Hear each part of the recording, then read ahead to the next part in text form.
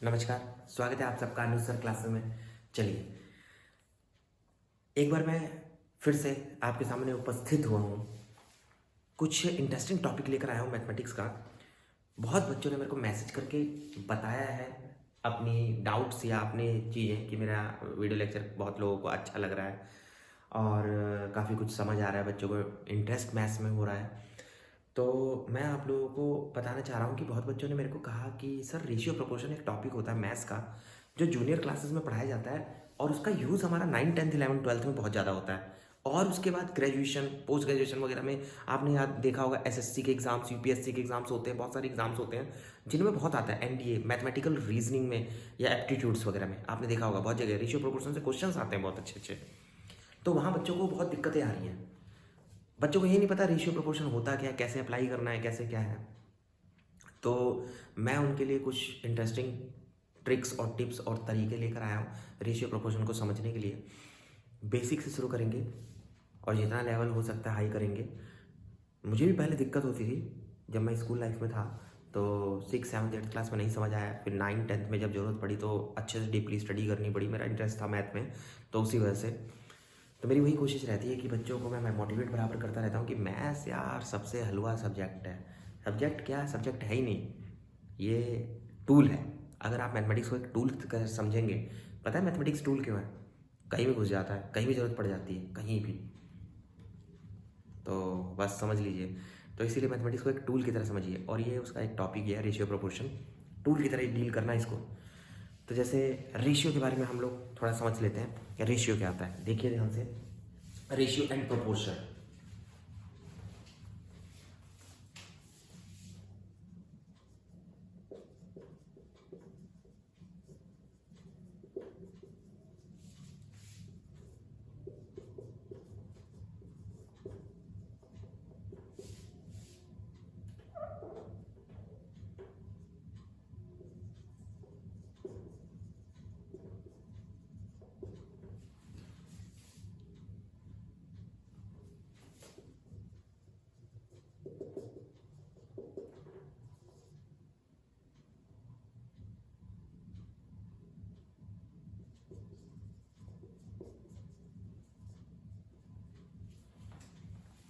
ध्यान से देखिए, ratio is comparison of sizes of two or more than two quantities of same kind, of same kind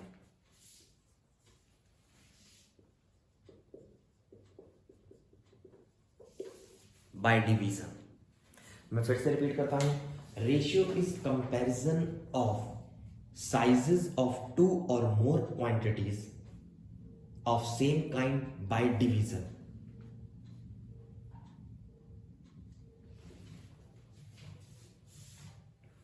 ठीक, मतलब समझे? सिंबॉलिक रिप्रेजेंट दिखाता हूं फिर बताते हैं। जैसे ऐसे लिखा है, याद रहे, to or more than two quantities ratio, यही नहीं आपने ऐसा भी लिखा होगा,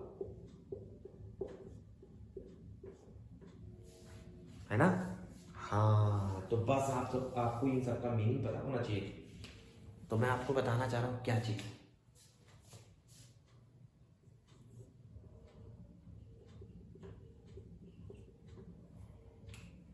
क्या आप लोग इसको A:B भी बोलते हो? ए रेशियो भी लिखा होता है ना, तो हम लोग इसको A:B भी बोलते हैं। ध्यान रखिएगा, ठीक है ना? और भी क्या बोल सकते हो?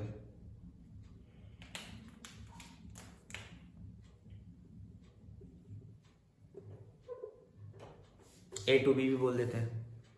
तो मैं जो बात बताना चाह रहा हूँ ना, वो मेन समझिए। जैसे रेशियो जो होता है वो दो क्वांटिटीज के बीच में या दो से ज़्यादा क्वांटिटीज के बीच में कंपैरिजन होता है, वो भी सेम काइंड की होनी चाहिए बेटा। और हम कैसे कंपैरिजन करेंगे? By division. कंपैरिजन तो बहुत तरीके का होता है, 5 इज ग्रेटर देन 3, लेकिन ये कैसा कंपैरिजन होता है? डिवीजन के द्वारा। याद रखना, बाय डिवीजन। तो ये डिवीजन के द्वारा हमारा होता है। अच्छा, काम कीजिए, मैं आपको डेफिनेशन क्लियर कर दूं पहले अनुपात की। हम पढ़ रहे हैं रेशियो।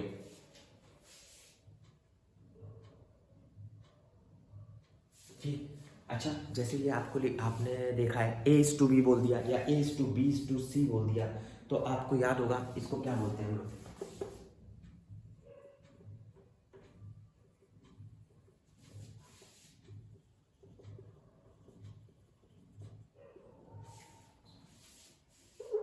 क्या बोलते हैं हम लोग? एंटीसीडेंट्स और कंसिक्वेंट्स। याद रखना, हम लोग इसको बोलते हैं एंटीसीडेंट और कॉन्सिक्वेंट। याद रखना, एंटीसीडेंट्स और कॉन्सिक्वेंट्स। तो ये हमारा सिंबल होता है ए रेशियो बी। ध्यान रखना, ए रेशियो बी। ठीक है, अब काम की चीज।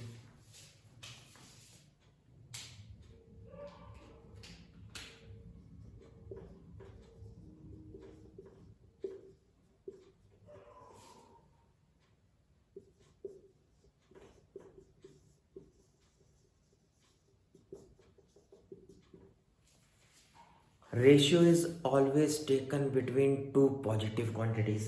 यानी कि अगर हमारे पास दो पॉजिटिव क्वांटिटीज होंगी तो हम उनके बीच में रेशियो ले सकते हैं। और काम की चीज,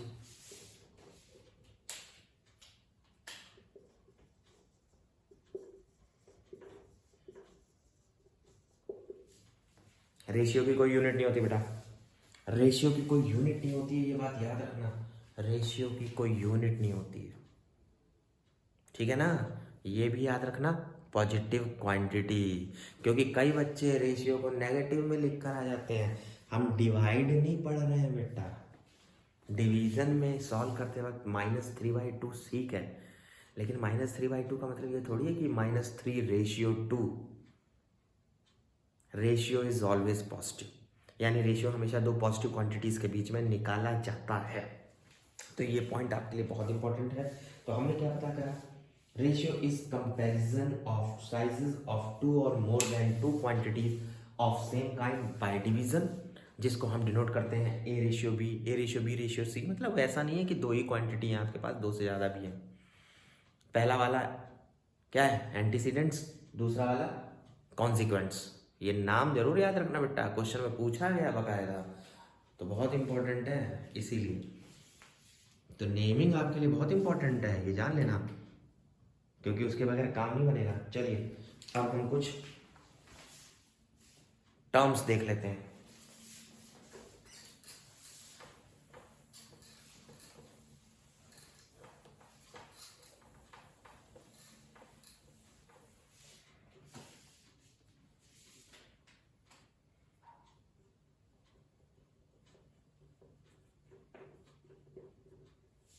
कुछ टर्मोलॉजी यूज होती है, कुछ नाम जो क्वेश्चंस पे पूछे गए हैं। देखिए क्या,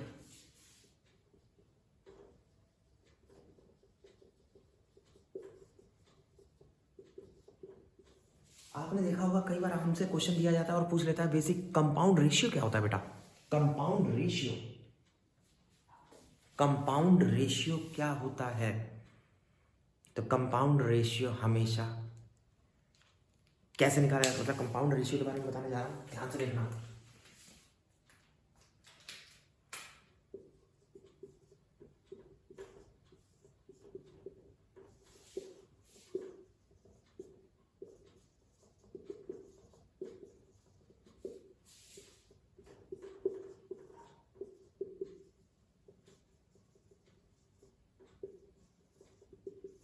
अगर मेरे को दो डिफरेंट रेशियो दे रखे हैं, ए रेशियो बी और सी रेशियो डी, और मेरे से बोल दिया इनका कंपाउंड रेशियो निकालिए, तो मैं क्या करूंगा?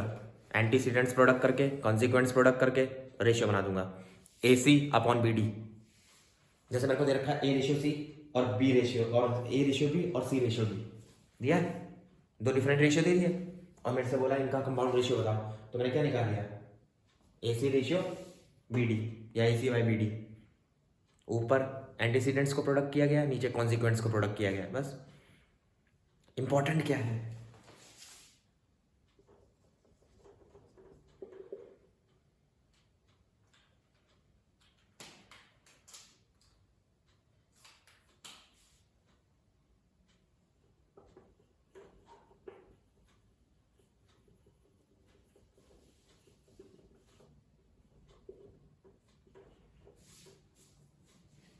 ए रेशियो बी का कंपाउंड रेशियो क्या होगा? ये क्वेश्चन आ गया, अगर क्वेश्चन आ गया ए और बी का कंपाउंड रेशियो, तो मैंने क्या बता दिया आपको, ए स्क्वायर बी स्क्वायर।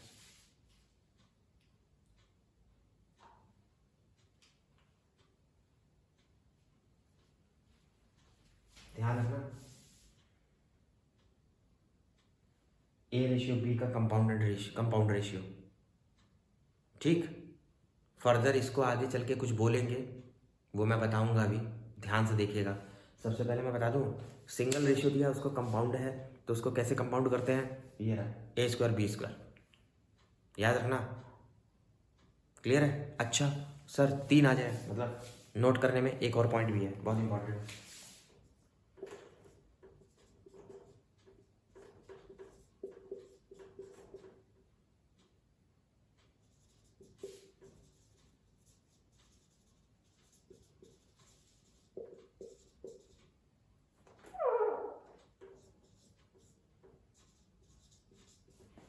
अगर आपसे A ratio B, C ratio D, E ratio F का कंपाउंड रेशियो पूछ ले, तो मैं लिख दूंगा A C E B D F, A C E B D F, ये याद रखना।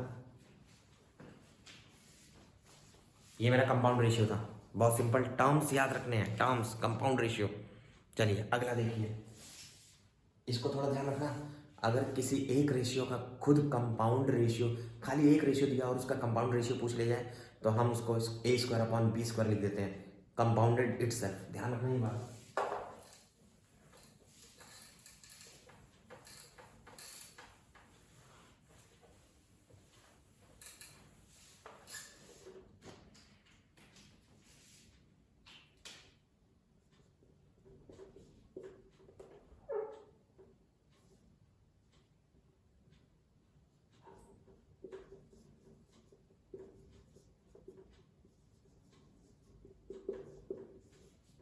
चलिए अगला टर्म आता है हमारा डुप्लीकेट रेशियो। बेटा डुप्लीकेट रेशियो, डुप्लीकेट रेशियो ध्यान से समझना।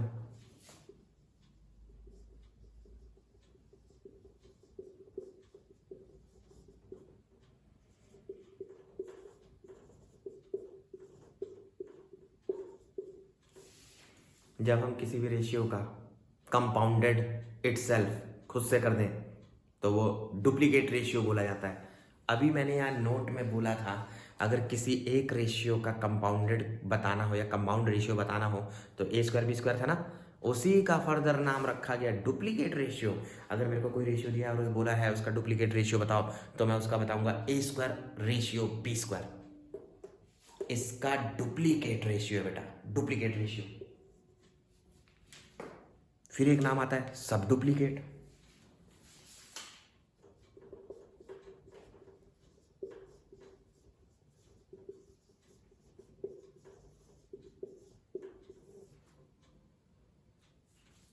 सब डुप्लीकेट का मतलब ध्यान से देखिए,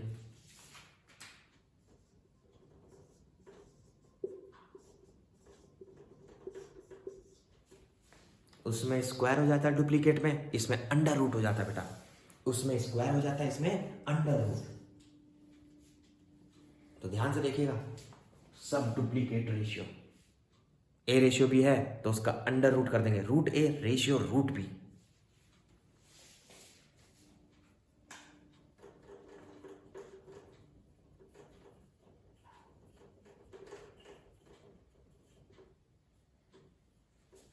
ट्रिप्लीकेट रेशियो, फिर डुप्लीकेट हुए बाद हमारा अगला नाम आया ट्रिप्लीकेट रेशियो। बेटा ध्यान से देखिएगा, ट्रिप्लीकेट रेशियो क्या होता है, ट्रिप्लीकेट रेशियो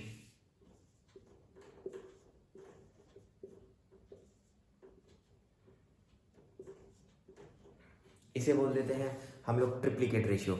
यानी अगर ए और बी रेशियो है, तो ट्रिप्लीकेट रेशियो हो जाता है ए क्यूब रेशियो बी क्यूब। क्या हो जाता है बेटा, ए क्यूब रेशियो बी क्यूब। ध्यान रखना, ट्रिप्लीकेट।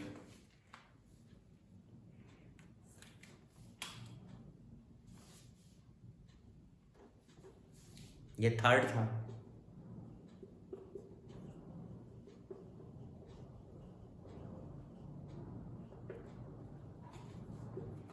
सब ट्रिप्लीकेट रेशियो क्या होगा, अब बारी आ गई सब ट्रिप्लीकेट रेशियो। क्यूब रूट हो जाएगा बेटा।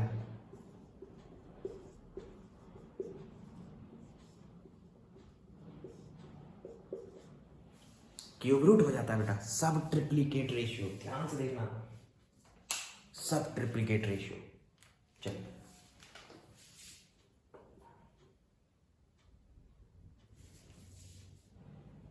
देखो, नंबरिंग में मिस्टेक हो गई।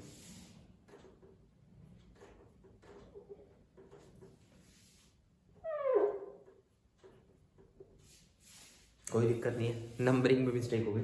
ये सेकंड था, ये थर्ड था, ये फोर्थ था, ये फिफ्थ है, ये सिक्स्थ है।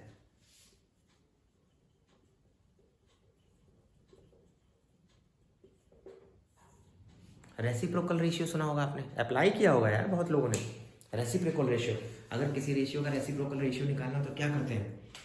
किसी रेशियो का reciprocal ratio,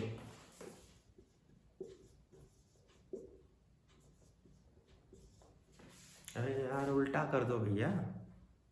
reciprocal ratio, A ratio B का बी रेशियो है, ये हमारा हो गया रेसिप्रोकल रेशियो। ध्यान से देखना बेटा। अब जरा मैंने जो आपको बताया है उसकी थोड़ी सी एग्जाम्पल से देख लें। जो मैंने इतनी कहानी बता दी, टर्मोलॉजी, कुछ क्वेश्चंस भी देख लेते हैं बेटा।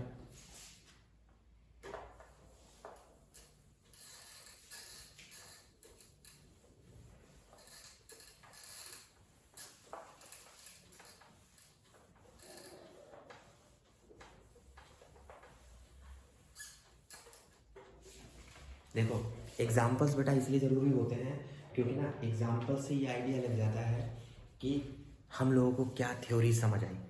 मैथ्स में तो बहुत ज़रूरी होता है बेटा, एग्जाम्पल्स लगाने थ्योरी पढ़ के तो समझ लो आपको टॉपिक समझ आ गया। तो चलिए देखते हैं, क्वेश्चन देख लेते हैं।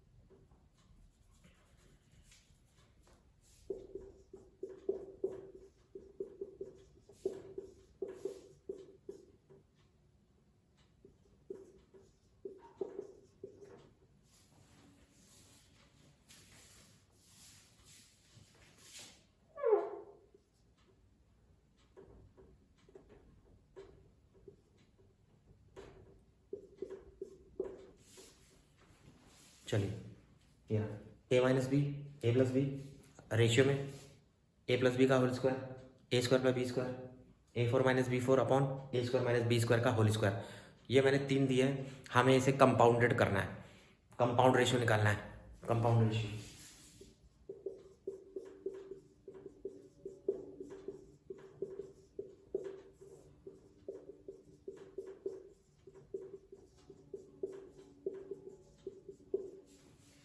मैंने अभी पीछे बताया, जब भी हमें एक से ज़्यादा रेशियो दिए हों और मेरे को कंपाउंड बताना हो तो मैं एंटीसीडेंट्स का प्रोडक्ट कर दूंगा न्यूमरेटर में और कॉन्सिक्वेंट्स का प्रोडक्ट कर दूंगा डिनोमिनेटर में। देख लो आप, एंटीसीडेंट्स और कॉन्सिक्वेंट्स, बहुत सिंपल चीज़। देखें,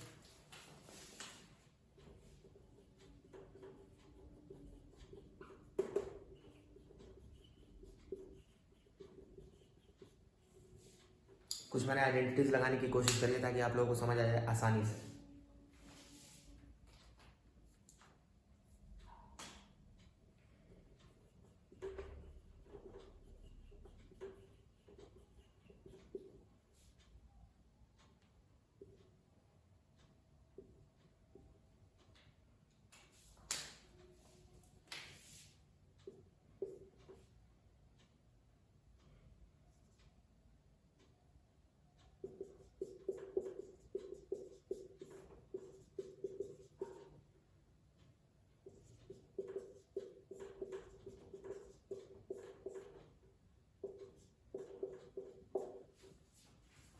वन रेशियो वन, पूरा ही सॉल्व हो गया बेटा।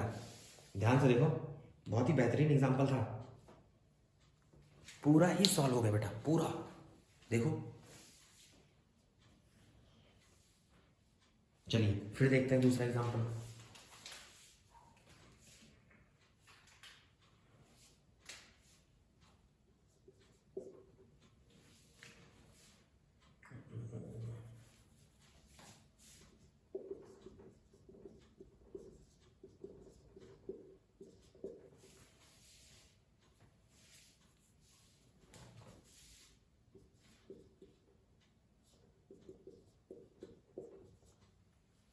चलिए, मैंने लिखा है ए और बी का रेशियो 2:3 है, बी और सी का रेशियो 4:5 है। एक और बढ़ा लेते हैं, सी और डी, मान लो 6 और 7, सी और डी का रेशियो 6 और 7 है। पूछा क्या गया है, अब मेरे से पूछ लिया ए रेशियो डी। देखिए मैंने कैसे दिमाग लगाया, ए रेशियो बी दिया है, बी रेशियो सी दिया है, सी रेशियो डी दिया है, मेरे से पूछ लिया ए रेशियो बी बताओ। ए रेशियो डी बताना है, सॉरी बी नहीं डी।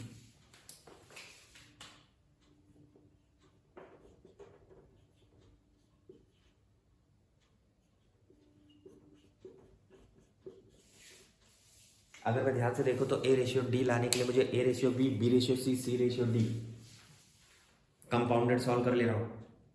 फायदा देखिए कंपाउंडेड का,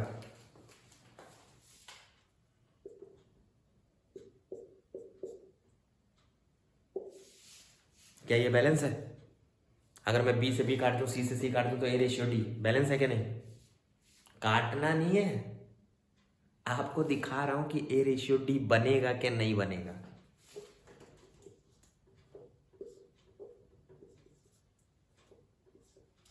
ए रेशियो बी ऊपर दिया है,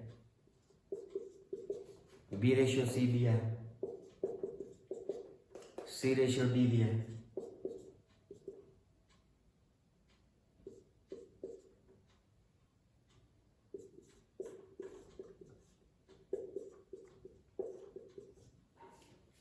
सिक्सटीन रेशियो 35 बेटा, बढ़िया क्वेश्चन था। देखो कंपाउंडेड करके देख लिया मैंने, कंपाउंडेड करने से आ गया मेरा आंसर ए रेशियो डी।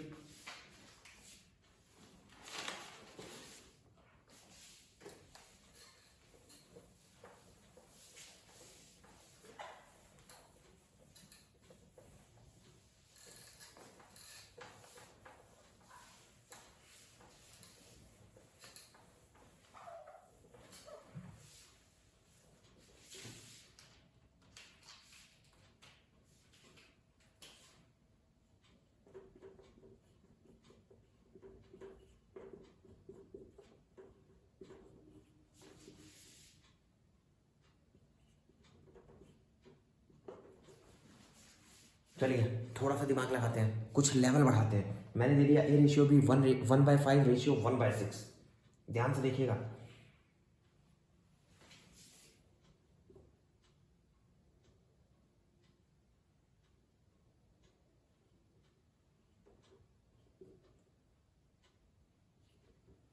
चलिए ऐसे मैंने रैंडमली लिख लिया।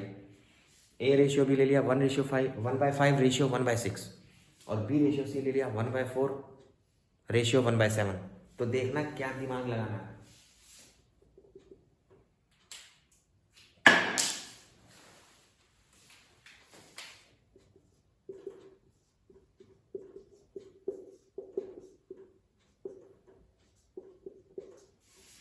सबसे पहले काम तो आप रेशियो को, डिवीजन वाले रेशियो को सही से लिख लो।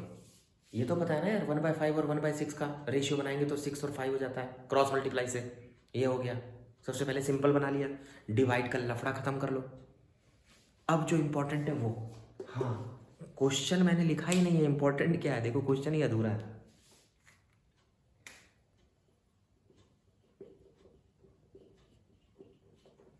Find A ratio B ratio C, पूछ लिया A ratio B ratio C, फंस गए।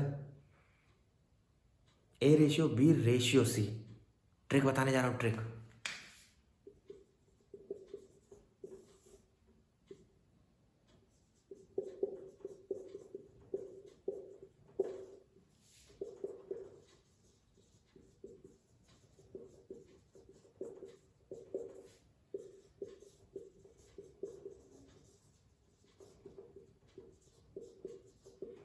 दोनों में बी का वैल्यू सेम कर लो बाय अप्लाइंग एलसीएम।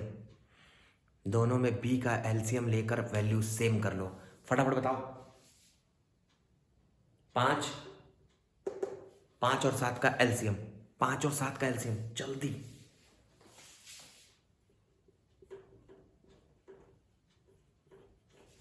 $35। ट्रिक देखना है, ट्रिक तुरंत दिमाग में आनी चाहिए।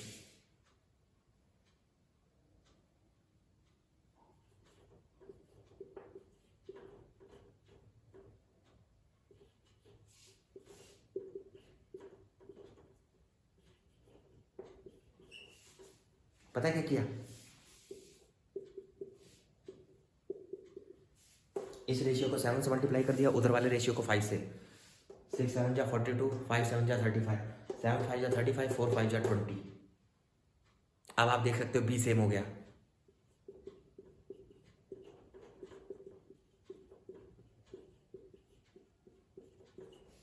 मैच कर लो, तुरंत मैंने मैच करा लिया। 42 रेशियो 35 रेशियो 20, 42 रेशियो 35 रेशियो 20। बहुत आसान ट्रिक है बेटा, बहुत आसान ट्रिक है। एलसीएम ले लेना, जो बीच में कॉमन होता है दोनों में, उसका दोनों तरफ वैल्यू में एलसीएम ले लो। 5 और 7 का एलसीएम 35, इसको भी 35 बना लो, इसको भी 35, इसको भी 35, इसको भी 35, मल्टीप्लाई बाय 7 मल्टीप्लाई बाय, काम बन गया। लिख लो रेशियो। था ना बेहतरीन क्वेश्चन? ध्यान से देखिए।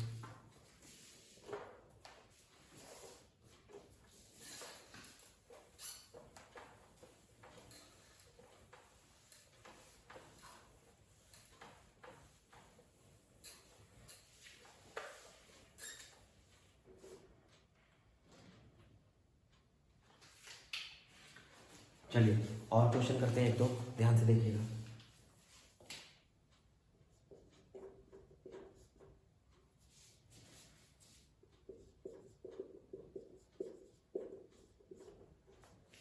अगर मेरे को ये दिया है और मेरे से पूछ लिया,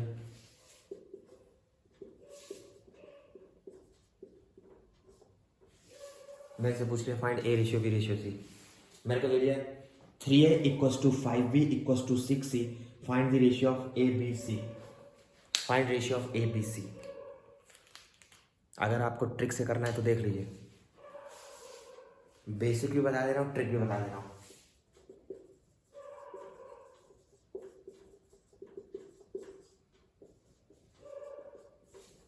ये बेसिक है, स्कूल लेवल, ध्यान से देखिए।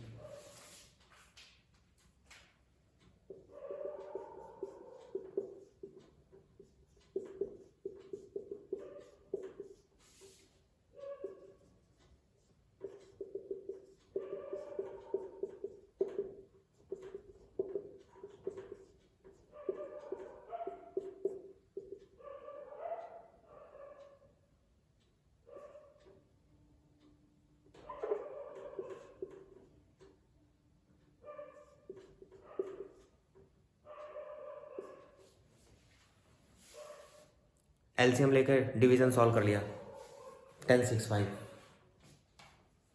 ट्रिक देख लीजिए, ट्रिक। ए बी सी के जो कोएफिशिएंट्स है उनका एलसीएम लेकर मैचिंग करा दो, एलसीएम लेकर मैचिंग करा दो।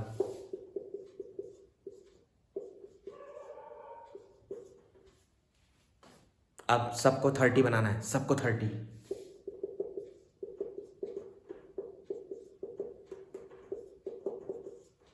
थ्री को 30 बनाओगे, 3 10 जा 30, 5 को 30 बनाओगे, 5 6 जा 30, 6 को 30 बनाओगे, 6 5 जा 30। कुछ नहीं, मैं बेवकूफ़ बना रहा हूँ, दोनों चीज़ सेम है, बस इसमें लिखना ज़्यादा पड़ा है। लेट कॉमन रेशियो बी के एंड सो ऑन। इसको तीनों में ए बी सी का कोएफिशिएंट उठाया, उसका एलसीएम लिया, तुरंत बना दिया एलसीएम।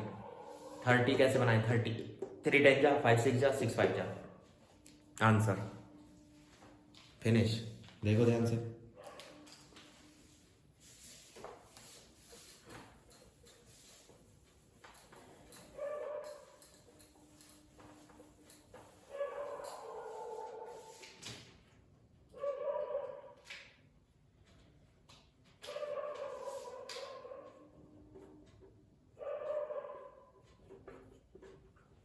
चलिए फिर से एक अच्छा क्वेश्चन देखते हैं।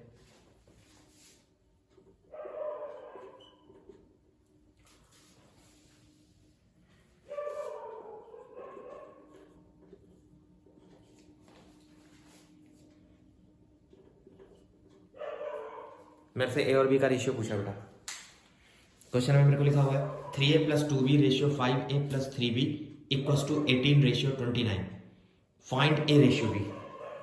अब मेरे से पूछ लिया ए रेशियो बी फाइंड करना है, ध्यान से, बहुत सिंपल है।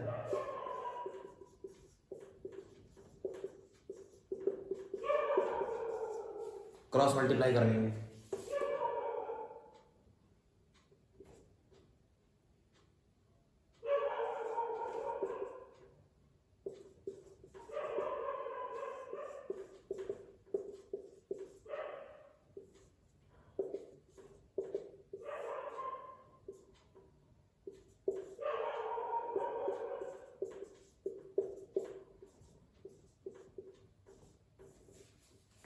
सिंपल, ए रेशियो बी 4:3, कितना आ गया 4:3। देखो इस तरीके से आपको क्वेश्चंस को सॉल्व करना है, बहुत ही सिंपल बेटा। ध्यान से करोगे तो आराम से हो जाएंगे, बुद्धि लगाओगे तो कोई दिक्कत नहीं आएगी। एक और एग्जांपल बता देता हूँ।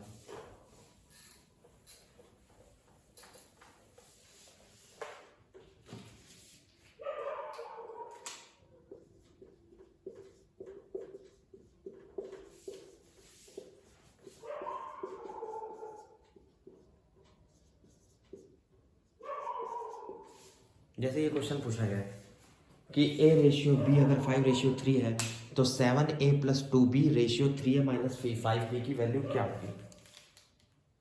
ऐसे कोई क्वेश्चन पूछ लिया, इसको चलो कर देते हैं 6a - 5b। अब ध्यान से देखिएगा,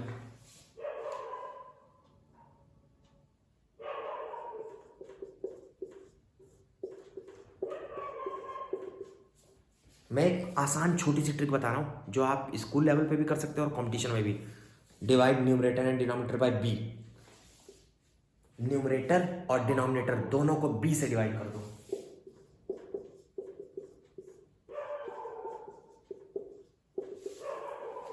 now put the value of A upon B. A ratio B की वैल्यू पुट कर दो।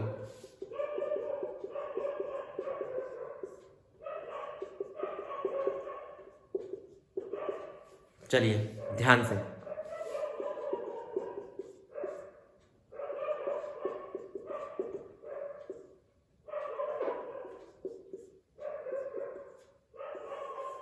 फोर्टी 41:15। देखिए बहुत ही सिंपल था।